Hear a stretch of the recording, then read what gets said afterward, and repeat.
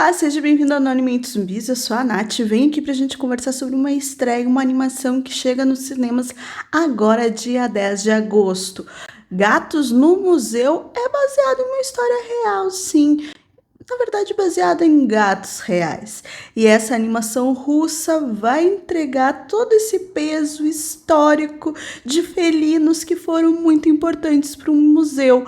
E eu confesso que eu gosto muito da temática, gosto muito dessa história que tem por trás do filme, mas ele tem grandes problemas ali, hein? Ele é estranho. Vem, vamos conversar. Mas antes de eu te contar em que história tudo isso aqui foi baseado, eu vou te dar aí um pouco da luz. O que você vai ver quando for pro cinema? O que esperar deste filme? Aqui nessa animação que tem em torno de 1h19, ela é bem curtinha. E é bem curtinha porque ela tem ali alguns pontos bem específicos e também ela é para um público bem novinho, tá? É para criança bem novinha. Então é muita vantagem tu ter uma animação curta assim, né? Porque sabemos que eles não ficam tanto tempo assim entretido ao longo de 1h30, 2 horas, dependendo da idade. Esse filme vem para agradar esse público mirim.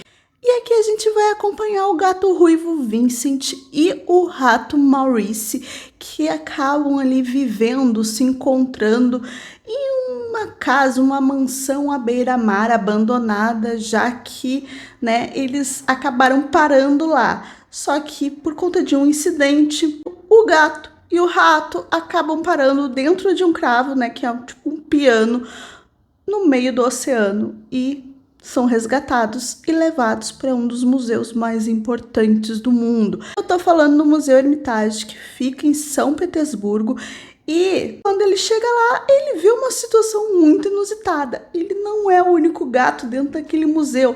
Tem vários outros que têm a missão de salvar, de guardar, de ser os guerreiros que aquele museu tanto precisa contra ratos. E o Maurice é um rato.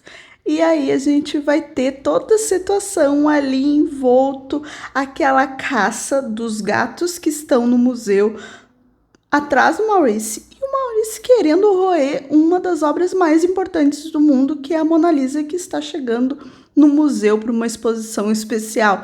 Então a gente vai ter essa aventura dos gatos tentando pegar um rato que é amigo do Vincent, que, né, ajudou a salvar o Vincent de uma situação ali bem complicada, e tudo vai se misturar. Vai ter fantasma, vai ter um par romântico ali pro Vincent. Então a gente vai ter esse filme cheio de gatinhos em uma aventura que se passa em um museu. Então o Hermitage, ele tem também visitas virtuais. Eu vou deixar o link aqui na descrição para vocês verem. O filme usa muito do espaço, da fachada do museu para contar essa história.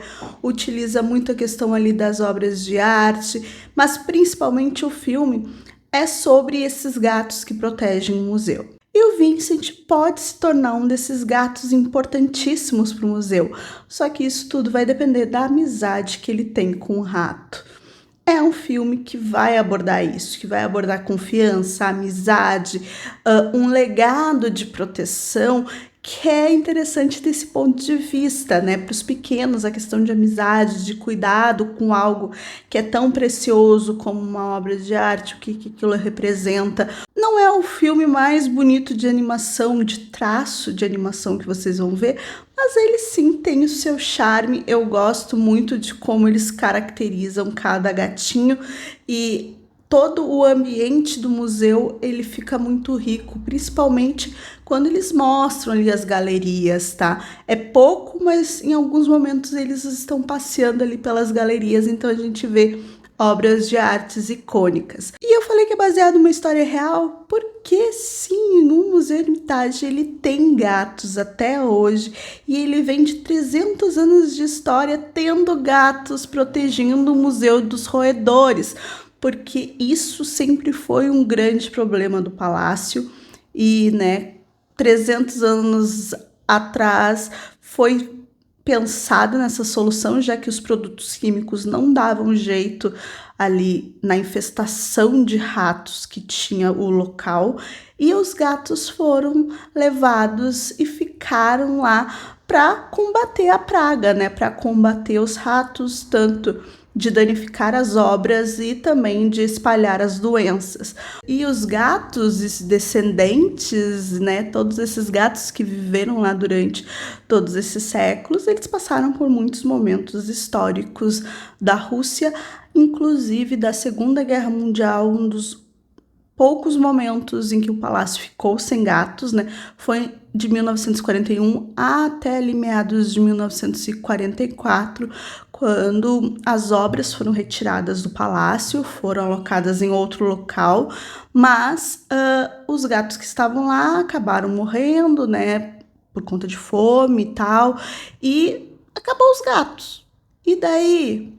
Como é que ficava uma cidade que estava ali infestada de roedores e o museu mais importante, que tinha as obras mais importantes, estavam à mercê disso tudo? Algumas cidades que souberam disso, que a cidade estava sem gatos, acabaram enviando gatos para a cidade para isso, né, para acabar com aquela infestação de ratos. Alguns gatos siberianos foram colocados de volta no palácio, né, no museu.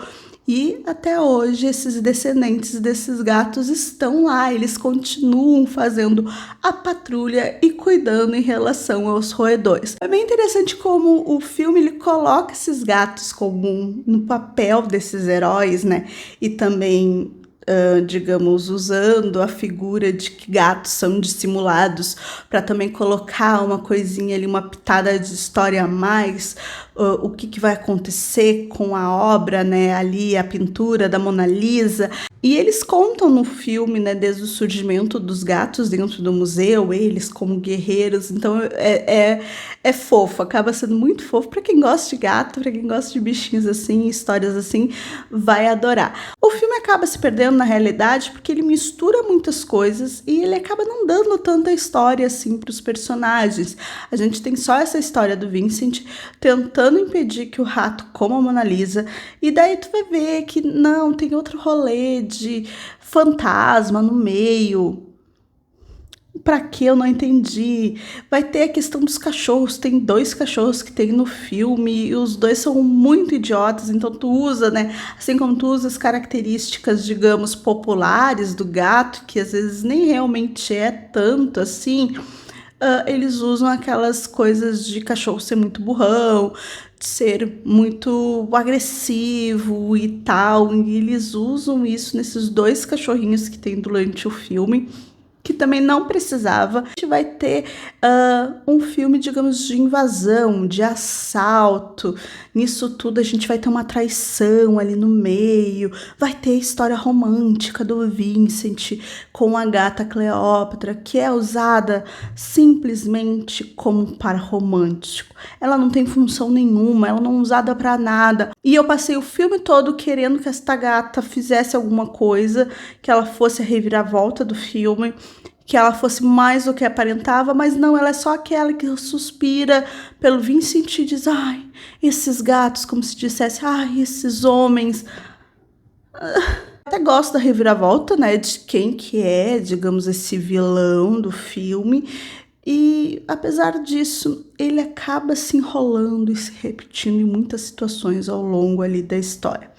É um filme de animação muito fraco comparado a muitos que vocês viram por aí com o tema, né, Aristogatos, digamos assim, e que tem essa pegada, apesar dele ser voltado para os pequenininhos, bem pequenininhos, talvez eles gostem por conta da ação, do fantasminha, dos gatinhos indo para lá e para cá, pode ser, e é um filme para criança, realmente pode ser que agradem eles. Mas você que for olhar, vai sentir talvez essas coisas que me incomodaram e que é bem desnecessário. Tu não tem nenhuma personagem ali feminina, e daí tu me coloca a única personagem com esse intuito apenas para se apaixonar pelo mocinho. Não precisa em filme infantil. Mas o que importa é que se a criança que tu levou gostou, já tá valendo o ingresso, tá? Me conte aqui se você assistiu, se você gostou, se a criança que foi contigo gostou, o que você achou de toda essa história real aí dos gatos em um museu. É muito interessante, dava muita coisa dava muita base para uma historinha infantil, mas essa aqui ficou assim, mais ou menos. Não esqueça de deixar o like e se inscrever no canal, que eu sempre venho falar das estreias que estão chegando no cinema.